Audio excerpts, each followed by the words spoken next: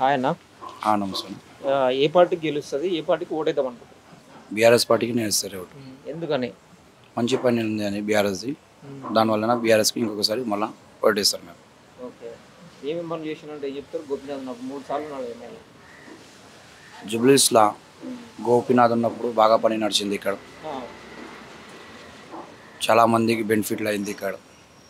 గుడిసెలు కానీ ఈ కార్మికనగర్ రోడ్డు మీద పోతే ఒక టైంలో గుడిసెల్ కార్మికనగర్ అనేవాళ్ళు, మొత్తం అది గుడిసెలు తీసి అమీన్పూర్లో ఇప్పించారు ఎమ్మెల్యే. మళ్ళీ డివైడర్లో వేసినారు, రోడ్లు బాగా మంచి చేసినారు. మన కార్మికనగర్ పైన దళిత్ సైడ్ ఒక స్టడీ చేయించినారు, వాటర్ ఇరిగేషన్ కట్టించినారు. మళ్ళీ డబల్ బెడ్రూమ్లో కూడా అవి లోకల్లో ఇల్లు పొలగట్టేసి వాళ్ళకి డబల్ బెడ్రూమ్ కట్టి మళ్ళీ ఇచ్చినారు. షాదీ ముబారక్ కానీ, కళ్యాణ లక్ష్మి కానీ. ఇప్పుడు మొన్న వరకు కాంగ్రెస్ వాళ్ళు పుట్టుల మిషన్ ఇచ్చినారు. అది ఎంతది ఉంటుంది మిషన్ చెప్పండి మీరు? 2,000 3,000 ఉంటుంది. టీఆర్ఎస్ గవర్నమెంట్లో ఇదే రైమన్ నగర్ ఎంఏ షఫీ కార్పొరేటర్ ఉన్నప్పుడు 14,000 ఒక రేట్ ఒక మిషన్కి. చాలామందికి కుట్టుల మిషన్ ఇంటింటికి పోయి ఇచ్చినారు. వీళ్ళు ఏమి ఇస్తున్నారు, ఏం చేస్తున్నారు? ఎలక్షన్ ఉందని ఇంతమందికి ఇచ్చినారు, మళ్ళీ ఎలక్షన్ తర్వాత కనిపించారు ఎవరు కనిపించారు. ఇక్కడ మన ఎస్పీరాస్ లాగా ప్లే గ్రౌండ్ లాగా తయారు చేసి కూడా అవి ఇచ్చినారు. అక్కడ టోర్నమెంట్ కూడా అవి నడుస్తాయి, పండుగలు వస్తాయి, నమాజ్ కూడా అవి నడుస్తాయి. బతుకమ్మ ప్రోగ్రామ్ కానీ, క్రిస్టియన్స్ ప్రోగ్రామ్ కానీ, ఏదైనా ప్రోగ్రామ్ కానీ ఒక ప్లే గ్రౌండ్ రెడీ చేసి ఇచ్చినారు వాళ్ళు. మాగండి గోపీనాథ్ ఎందుకు చెప్పాలన్నా, చాలామంది ఇష్టపడుతున్నారు గోపీనాథ్కి. నెలల శ్రీరామ్నగర్ చౌరస్తా కానీ, కార్మికనగర్ చౌరస్తా కానీ నెల 4 సార్లు షాదీ ముబారక్, కళ్యాణ లక్ష్మి గిఫ్ట్ సహా చెక్లు ఇచ్చిన వాళ్ళు గోపీనాథ్ సాబ్. మీరు కావాలంటే వీళ్ళు చెప్తున్నారు ఏం డెవలప్మెంట్ కాలే, కాంగ్రెస్ మినిస్టర్లు చెప్తున్నారు, కాంగ్రెస్ కార్యకర్తలు చెప్తున్నారు ఏం డెవలప్మెంట్ చేయలే, మాగండి ఏం చేయాలంటే నేను ఒకటే మాట అంటా, వాళ్ళు మాగండి ఫేస్బుక్ మీద ఓపెన్ చేసి జూబ్లీహిల్స్ కాన్స్టిట్యున్సీలా 7 డివిజన్ ఉంది. 7 డివిజన్ మొత్తం ఫేస్బుక్లో మీరు చూస్తే ఏ డివిజన్లో ఎంత డెవలప్మెంట్ అయింది మీకు కనిపిస్తుంది. మీకు డెవలప్మెంట్ చూడాలంటే నా ఫేస్బుక్ ఓపెన్ చేయండి, చూడండి మీరు ఏమేమి డెవలప్మెంట్ చేసినారు. మొత్తం దాంట్లో రికార్డుతో సహా ఉంది మొత్తం. దానివల్ల నాకు 100% జూబ్లీహిల్స్ ప్రజలు అందరూ ఓటేస్తారు. కంపల్సరీ బీఆర్ఎస్ పార్టీ ఇక్కడ కలుస్తుంది, బంపర్ మెజారిటీతో కలుస్తుంది. ఇప్పుడు ఏమంటారు అంటే సానుభూతితో గెలుస్తుంది బీఆర్ఎస్ అని ఇట్లా అంటా ఉన్నారు. మీరేం చెప్తారు? నిన్న మీటింగ్లో కూడా ఆమె బాధతో ఏడిస్తే ఓట్ల కోసం ఏడుస్తున్నారు అని చెప్పేసి అంటున్నారు. ఇప్పుడు ఏడుస్తున్నా అంటే అన్న హస్బెండ్ చచ్చిపోయినారు, ఎవరైనా ఈ బాధలు ఉంటాయి కదా, వాళ్ళ ఇంట్లో కూడా అవి చచ్చిపోతే వాళ్ళు కూడా ఈ బాధలు అర్థమవుతుంది. ఎందుకంటే వాళ్ళకి మనసు లేవు, వాళ్ళకి చాలామంది చెప్తారు ఎవరు బాధలు వాళ్ళకి ఉంటారు. ఇప్పుడు అట్లా అనుకుంటే అది వేస్ట్ మాటలు, అది మొత్తం ఎవరెవరు మినిస్టర్ చెప్తున్నారు అది మాటలు వేస్ట్ మాటలు. ఇప్పుడు కబ్రస్థాన్ది చూసుకోండి మీరు, కబ్రస్థాన్ది ఇష్యూ తీస్తున్నారు వీళ్ళు. గతంలో గోపీనాథ్ సార్ ఏమన్నారు, అప్పుడు మా గవర్నమెంట్ వస్తే వెనక అది రాయల్ మొత్తం పల్లెకట్టేసి నేను చేపిస్తా, వెనక జగా కూడా అవి సీఎంతో మాట్లాడి చేపిస్తా అన్నారు.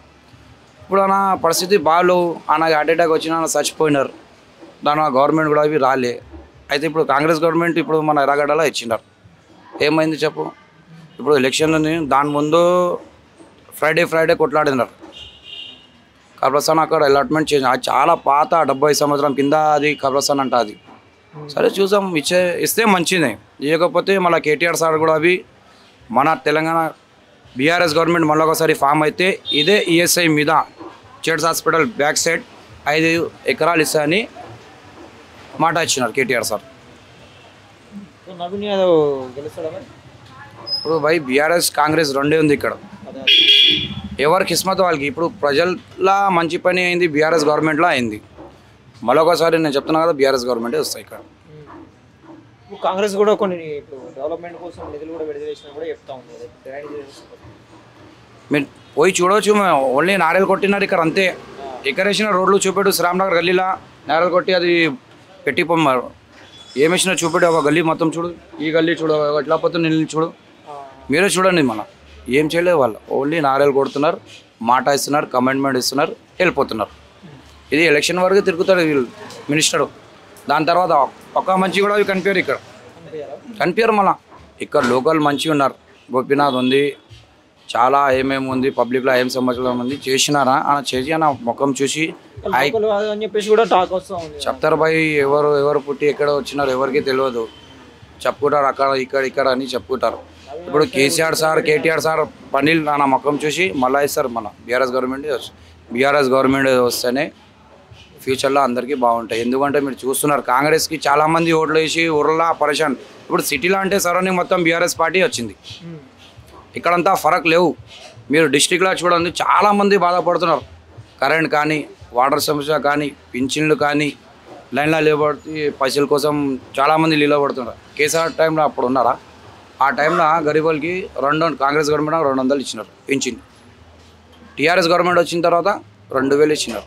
ఇప్పుడు ఏముంది, వీళ్ళు 6 కమిట్మెంట్ ఇచ్చినారు. 6 కమిట్మెంట్లో ఒక బస్ ఫ్రీ చేసినారు. 4000 చేస్తారట మళ్ళీ. చేయలే కదా, 4000 చేయలే. ఇంట్లో లేడీస్కి 2500 ఇస్తామన్నారు, ఆ కూడా అవి చేయలే.